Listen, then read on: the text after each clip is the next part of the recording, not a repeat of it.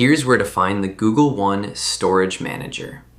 If your Google account is running out of storage, the Google One Storage Manager makes it easy to find large emails, photos, videos, and files that you can delete. Let me show you where to find it. If you're using a computer, open your web browser. Go to the Google One website and sign in with your Google account. From the left menu, click Storage. Then select Clean Up Space. This opens the Google One Storage Manager. Over here, you'll see storage used by Gmail, Google Drive, and Google Photos. For example, if Gmail is taking up the most space, click Review and Free Up. You can review large emails with attachments and delete the ones you no longer need.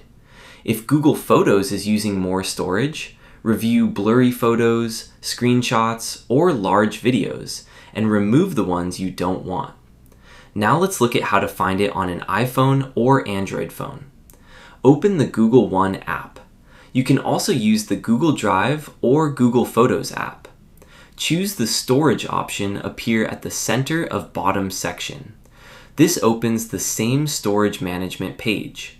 From here, you can review large Gmail attachments, Google Drive files, and Google Photos items that are using your storage. Delete the files you no longer need to free up space in your Google account.